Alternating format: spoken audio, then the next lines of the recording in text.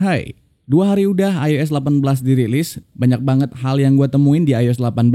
Yang kepikiran buat install iOS 18, coba tonton dulu video ini, dan bisa jadi kalian harus mengurungkan niat kalian, atau bahkan lebih meyakinkan lagi kalian untuk langsung install. So, bareng gue Erpan, kita akan bahas di video kali ini. Let's go!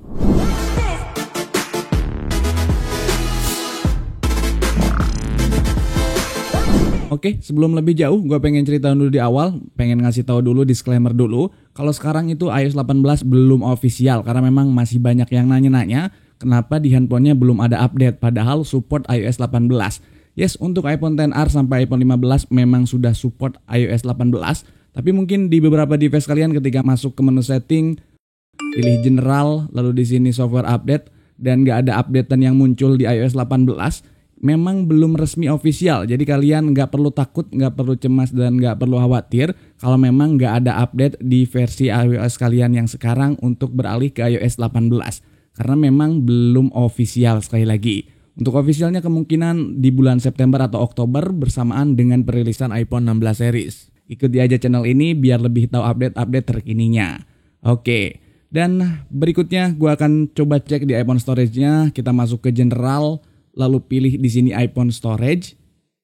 Oke, kita tunggu loadingnya relatif cepat. Kita bisa cek di bawah sini iOS-nya 12 GB dan untuk sistem datanya 8,87 GB. Ini angka yang normal, angka yang aman, nggak ada bugs untuk urusan iPhone storage. Jadi menurut gue ini oke banget, nggak ada kendala di iPhone storage-nya. Berikutnya yang juga gue impress di iOS 18 selama gue pakai adalah di bagian baterainya. Kalau kalian lihat di sini gue udah screenshot di bagian baterai. Bentar, ada screenshotannya kemarin. Di bagian baterai bentar. Di sini tuh sisa baterainya 63%. Tadinya gue charge dari 87%, artinya berkurang sekitar 24%-an. Jadi 24% dengan penggunaan 2 jam 53 menit, hampir 3 jam berkurang 24%. Artinya di iOS 18 ini nggak bikin baterai drop, relatif aman, normal. Bahkan menurut gua ngerasa ini oke-oke aja, fine-fine aja kayak iOS 17 di 17.5.1, nggak ada kendala di urusan baterai. Lalu berikutnya masih di urusan baterai, ada juga fitur tambahan yang bisa kita lihat di sini gambarnya. Jadi kalau misalkan kita lagi charge lalu ada kondisi slow charging, maka akan ada notifikasi di bagian status baterainya di sini. Berikutnya untuk urusan suhu di iPhone 14 punya gua dan juga di iPhone XS Max, gua udah coba melakukan browsing, melakukan scroll di sosial media untuk penggunaan di Instagram, untuk penggunaan di TikTok, di Facebook, Telegram, lalu untuk penggunaan WhatsApp, chattingan, itu normal semuanya. Nggak bikin si handphonenya itu overheat, nggak ada nge-lag, nggak ada bugs yang ganggu sejauh ini. Ini cukup mengejutkan buat gua karena biasanya beta yang pertama itu cukup banyak banget masalah-masalah. Biasanya kalau kita berkaca dari iOS 17 di tahun lalu, itu banyak banget bugsnya. Tapi di iOS 18 ini lebih minim, lebih baik lagi. Dan mungkin Apple juga belajar dari pengalaman di iOS 17 karena memang jelek banget waktu di iOS 17. Itu sangat amat mengganggu, gampang panas, banyak aplikasi yang nge-crash, banyak yang error dan lain sebagainya. Tapi di iOS 18 penggunaan sosial media yang gua pakai selama ini untuk kebutuhan sehari-hari aman, lancar, gak ada masalah. Baik chattingan di WhatsApp bisnis, WhatsApp reguler, lalu di Telegram, di main TikTok juga aman-aman aja. Cuman kalau di TikTok, kalau misalkan ada orang yang lagi live terus masuk notifikasi ke kita, audio dari suara orang yang live-nya itu tiba-tiba kecil. Harus di force close dulu, lalu masuk lagi, lalu audio live-nya itu kembali normal dan aman-aman aja. Itu doang bugs yang gue temuin di TikTok. Dan kalau kalian mungkin udah lebih dalam lagi mempelajari atau menggunakan sosmed yang ada sekarang untuk kebutuhan harian kalian, apakah kalian nemuin bugs yang ganggu buat daily kalian atau enggak? Boleh komen aja di kolom komentar. Untuk di Instagram juga ini enak banget, waktu kita scroll ngeliat feed, lalu ngeliat video reels, lalu kita upload video dan lain sebagainya, ini nggak bikin handphonenya panas. Kalau yang lalu-lalu kadang bikin handphonenya panas, baik itu kita mau nge-upload video, upload foto, ngeliat feed, ngeliat story, kadang-kadang bikin handphonenya panas. Tapi sejauh ini di iOS 18 itu aman dan normal-normal aja, nggak ada masalah. Memang waktu pertama kali gua install 1-2 jam atau 3 jaman pertama kali, si handphonenya itu panas banget. Dan juga baterainya itu langsung drainnya itu cepet banget. Tapi sekarang setelah 1-2 harian pakai itu lebih relatif lebih stabil, lebih normal. memang hal yang wajar waktu kita pertama kali install iOS yang baru itu ada proses kayak penyesuaian atau mungkin bahasa istilah kerennya reindexing gitu, sebuah sistem yang menyesuaikan dengan sebuah sistem yang baru kayak gitu. Oke, berikutnya adalah di bagian control center di sini karena memang ini merupakan salah satu yang diredesign cukup masif, cukup ekstrim atau cukup radikal, cukup banyak perubahan di control center. Gue coba beberapa fungsinya ini cukup oke. Kayak misalkan di sini untuk brightness-nya bisa gue naik turunin dengan normal. Lalu untuk true tone-nya juga bekerja dengan baik, nggak ada masalah. Fungsinya itu normal, mau gue on off itu oke-oke aja. Dark mode juga lancar-lancar aja, nggak ada masalah, nggak ada kendala sama sekali, bisa berfungsi sebagaimana mestinya. Lalu untuk misalkan kita mau ngedit, kita mau ngedrag kanan kiri, atas bawah ini bisa. Dan juga nggak ada masalah sama sekali, relatif aman. Di layer berikutnya di sini music control juga waktu gua play lagu berikutnya, lagu sebelumnya itu berfungsi dengan baik. Untuk volume juga berfungsi dengan baik, naik turunnya ini berfungsi dengan normal, nggak ada masalah sama sekali. Ngasih favorit di bintang juga bisa, artinya berfungsi dengan sebagaimana mestinya.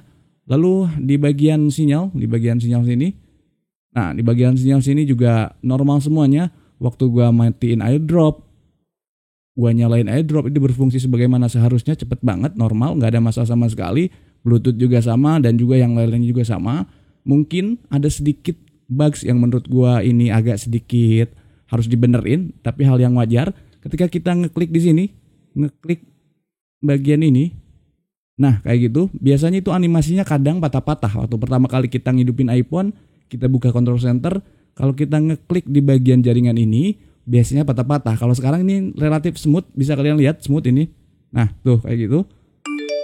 Pertama-tama kali itu kadang patah-patah waktu kita ngeklik, nggak sesmooth ini, kadang patah-patah. Tapi overall ini udah lancar dan udah oke. Mungkin sekali lagi itu proses penyesuaian.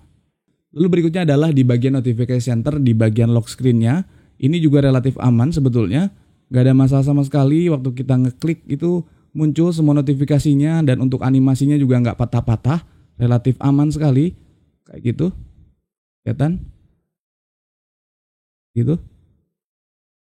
Biasanya kalau ada bugs ini patah-patah kalau kita scroll kayak gini. Tapi ini relatif aman dan lancar. Gak ada masalah, gak ada kendala. Ini good banget, gue suka. Oke, overall menurut gue ini so far so good sih. Apa yang udah dilakukan Apple ini cukup baik di iOS 18. Lebih baik daripada iOS 17 menurut gue. Lalu memang di 1-2 hari pemakaian gue ini relatif, gue sebetulnya cukup puas mengingat ini versi beta. Tapi memang gak sesempurna itu. Masih ada bugs-bugs yang gue temuin. Yang pertama adalah di bagian e-message ini. Seperti yang udah kemarin gue jelasin, di sini nggak ada fitur yang namanya text effect. Sebentar, gue ganti ini dulu. Oke. Di sini nggak ada namanya text effect. Harusnya ketika kita ketik teksnya lalu kita select teksnya, di sini harusnya ada opsi text effect. Ini nggak muncul. Ini menurut gue adalah bugs yang terjadi di message atau di pesan. Lalu berikutnya adalah fitur send letter juga nggak ada di sini. Harusnya muncul di bagian opsi ketika kita klik tombol plus ini. Nah, harusnya ada di sini. Ada di bagian sini harusnya send letter untuk menschedulkan pesan yang akan kita kirim harusnya ada, tapi di sini belum ada dan memang hal yang wajar sekali lagi karena masih versi beta. Lalu gue juga pengen nambahin informasi. Kemarin gue sempat bilang kalau di iMessage itu bakal ada fitur RCS yang memungkinkan kita chat untuk sesama pengguna iPhone dan juga bisa chat ke pengguna Android, cross platform gitu. Jadi antara iOS dan Android bisa saling chattingan pakai RCS. Namun memang di versi beta yang pertama ini RCS-nya itu belum dimasukin, belum ada fiturnya, tapi akan ada di beta-beta berikutnya. Sorry kemarin gue mungkin ngasih informasinya kurang detail, jadi ada yang nanyain di kolom komentar. Oke, udah gue jelasin, jadi mudah-mudahan bisa lebih paham lagi tentang RCS. Yang kedua adalah bugs berikutnya adalah di bagian foto sini. Jadi kalau kita misalkan ada foto yang ingin atau yang pengen kita hapus, kalau kita klik di sini, lalu kita pengen hapus, klik hapus ini, kadang nggak mau, dia nggak muncul. Waktu kita klik tombol tong sampah ini, kita klik tombol trash ini, icon trash ini, nggak muncul opsi untuk delete foto gitu. Jadi kadang-kadang nggak muncul, sesekali aja. Cuman kebetulan ini waktu gue praktekin, kebetulan muncul. Tapi kadang-kadang nggak muncul. Sekali lagi hal yang wajar, karena memang ini adalah versi beta. Berikutnya untuk urusan m-banking. Nah, kalau di iPhone gue ini kebetulan gue tidak pakai untuk m-banking, namun beberapa temen yang udah ada di kolom komentar maupun yang ada di forum-forum yang mereka udah coba, ada beberapa yang ternyata bisa berjalan dengan aman normal, kayak MyBCA, lalu ada BRI Mobile, Okto Mobile, itu katanya berjalan dengan aman dan normal. Ada juga yang di beberapa device bisa, tapi di device yang lain nggak bisa, kayak Dana. Jadi ada yang pakai Dana, dia testimoni bilang bisa, normal. Tapi ada juga yang bilang pakai Dana nggak bisa. Dan juga ada yang memang nggak bisa, dari handphonenya itu kebacanya di root. Ada 2 bank yang memang gua udah temuin di beberapa forum. Yang pertama adalah Cbank dan UOB. Itu nggak bisa karena kebaca handphonenya itu kayak seolah-olah di root. Memang untuk m-banking ini butuh layer keamanan yang tebal, yang lebih kompleks. Jadi kalau versi beta nggak bisa digunain juga merupakan hal yang wajar dan normal-normal aja. Kayak gitu. Nah, bugs berikutnya yang gua temuin adalah di iPhone XS Max. Nih, di iPhone XS Max gua coba kasih lihat ada bugs yang cukup ganggu juga. Di bagian sini, sebentar. Di bagian home-nya ini. Bagian home-nya ini, kalau kita klik icon aplikasi lalu kita drag, itu ngilang ikonnya. Bisa kalian lihat, harusnya ngikutin jari kita ada di sini. Tapi kalau kita lepas lagi, muncul sendiri dari bawah gitu, nge-swipe dari bawah. Kita coba aplikasi yang lain, Instagram misalkan. Gue tekan dan gue geser, hilang. Aplikasinya hilang, harusnya muncul, harusnya kelihatan di jari ini. Kalau kita lepas, muncul. Tapi kalau misalkan di iPhone 14 punya gue ini aman, normal. Bisa kalian lihat di sini perbedaannya nanti. Misalkan aplikasi Tidur Tools di sini klik. Tuh, normal kalau yang ini. Aplikasinya ada dan ngikutin pergerakan jari kita. Yang tadi XS Max itu tiba-tiba ngilang ikonnya. Oke? Lalu bagi kalian yang nanya mungkin urusan sinyal, punya gue ini aman-aman aja. Bisa kalian lihat di sini sinyalnya ada Bayu atau Telkomsel Bayu.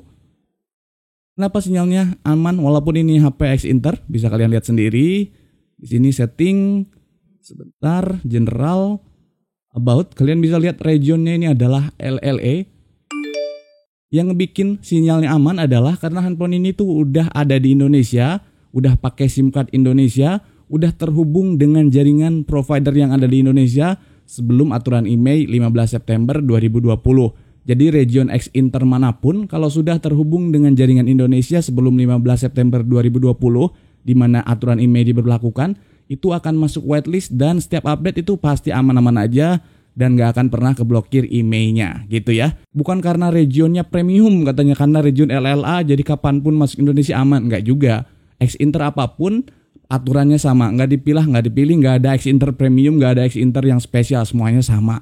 X Inter ya X Inter, resmi Indonesia ya resmi Indonesia. Kalau sesuai aturan aman-aman aja dan lancar-lancar aja. Oke, kayak gitu ya. Oke. Mungkin buat kalian yang punya pengalaman dan udah install iOS 18, boleh ceritain di kolom komentar. Dan mungkin buat kalian yang kepikiran mau install iOS 18 tapi belum tahu caranya gimana, boleh juga komen di kolom komentar. Nanti insya Allah kalau memang banyak yang mau, akan gue coba buatin tutorialnya yang simple, yang sederhana, yang bisa kalian langsung aplikasikan. Thank you for watching. Jangan lupa support channel ini. See you next video. Bye-bye.